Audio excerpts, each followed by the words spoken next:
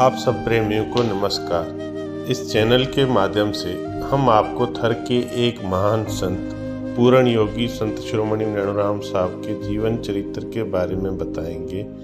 Channel में जो language इस्तेमाल होगी वो कोशिश करके सिंधी, उर्दू, हिंदी में होगी ताकि ज़्यादा से ज़्यादा प्रेमियों को अच्छे तरीके से समझ में आ सके।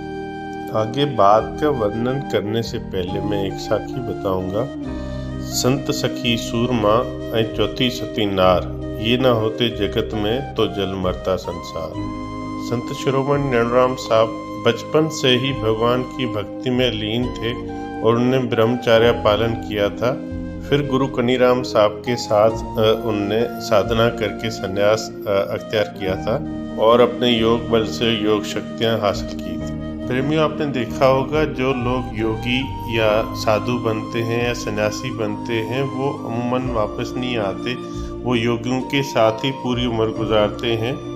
लेकिन संत शिरोमणि नैनोराम साहब सिद्ध योगी और पूर्ण सन्यासी बनकर भी फिर वापस लोगों के साथ आके रहने लगे ताकि उनको सत्कर्म, भक्ति और सेवा से मोक्ष के द्वार की तरफ रायगान किया जा सके।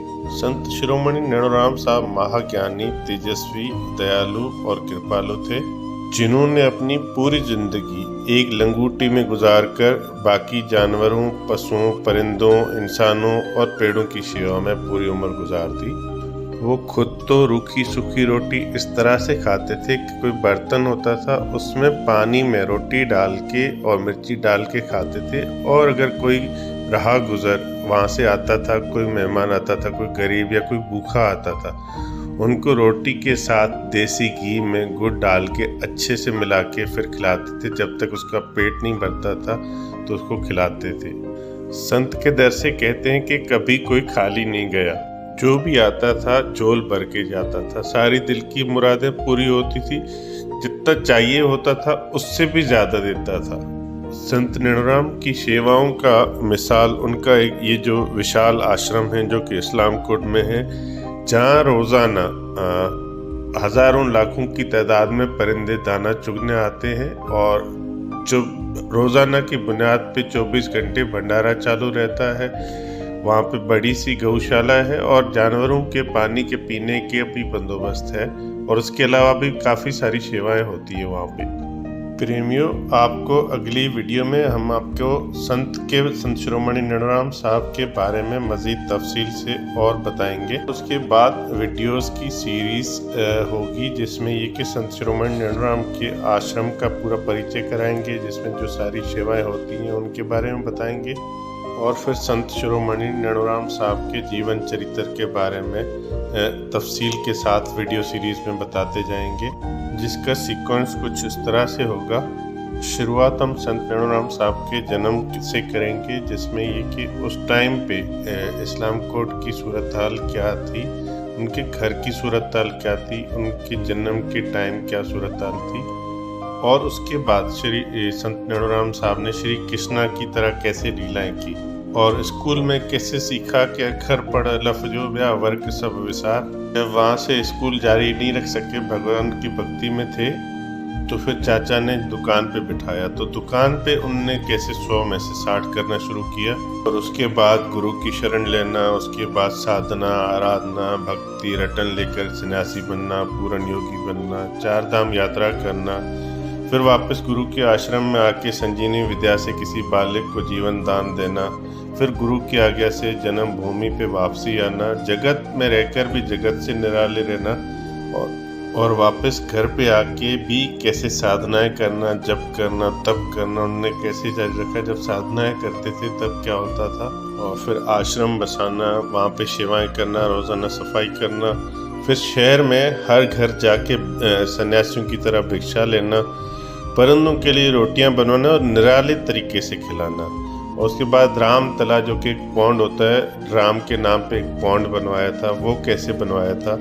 और उसके बाद राम दरबारा भंडारा शुरू करवाना, और जलेबी खाने का जब दिल किया था तो उन्होंने क्या किया था, सांपों से, बिच्छू से और बाकी जानवर जिनसे बाकी लोग नफरत करते हैं उनसे किस तरह प्यार करते थे, कैसे वो दरख्तों में परमात्मा को देखते थे, कैसे वो परिंदों के नाम देते थे, और आश्रम आने के बाद कैसे उन्होंने अखंड धुनी बनाई थी और किस तरह से वो सत्संग की मौज मचाते रहते थे और हर वक्त जप और तप में लगे रहते थे। और उस अखंड धुनी की खाक देकर कैसे वो इलाके के बड़े डॉक्टर बने थे और कैसे रात को दरवाजे खुलवा के रखते थे कि उनके दोस्त आएंगे। वो दोस्त वो होते थे जो जानवर जिनको रोजाना पीटा जाता था उनके जख्म हो जाते थे, उनको हाथ घुमाना होता था ताकि वो सही हो। संत तो इंसानों के साथ जानवरों के भी डॉक्टर थे। वो जानवरों को जो जख्म होते थे वहाँ पे हाथ घुमा के उनके जख्म सही कर देते थे। और जब कोई बारिश की खबर लाता था, गरज चमक की खबर लाता था, जो कि थर के इलाके कैसर इलाके में एक बड़ी खुशखबरी होती थी, उनको संत किस तरह से पैसे देते थे। पैसों पे लड़ाई किसी और की आपस में होती थी, लेकिन संत इतने दयालु थे वो खुद से पैसे दे के वो लड़ाई खत्म करवाते थे। बच्चों से तो इतना प्यार होता था, उनको काना काना कह के कार्य कह के बुलाते थे, उनको मिठाइयाँ भी देते थे, खर्ची भी देते थे, पैसे भी देते थे। बच्चों से बहुत प्यार करते थे। जो बच्चे साथ में स्कूल में पढ़ते थे वो पानी पीने जाते थे तो उनको भी मतलब मिठाई खिलाते थे और पैसे भी देते थे सब बच्चों को। कैसे सत्संग की मौज मिटाते थे और ये सब करते हुए कैसे ही अपना जप तप जारी रखते थे, अपनी साधनाएं जारी रखते थे। दिन को लोगों के साथ आना जाना, मिलना, बात करना और लोगों को ज्ञान देना, सत्संग सुनाना। रात को फिर या शाम को या सुबह असुर को उठ के अपना जप करना, तप करना। और ये सारी चीज़ें इतने सरल तरीके से करते थे कि लोगों को ज़्यादा पता ना चले, ताकि उनकी जो है जप और तप में कोई ज़्यादा घन नहीं आए।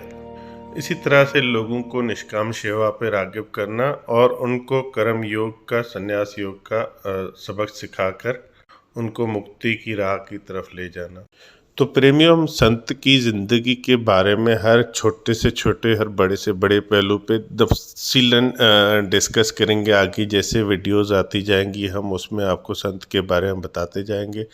तो कृपया आप इस वीडियो को लाइक करें, सब्सक्राइब करें और शेयर करें, ताकि ज्ञान और दया के सागर का जीवन चरित्र के बारे में सब प्रेमियों को पता चल सके।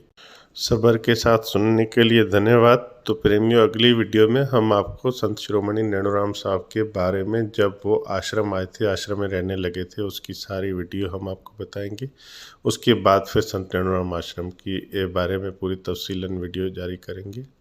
धन्यवाद। जय श्री राम।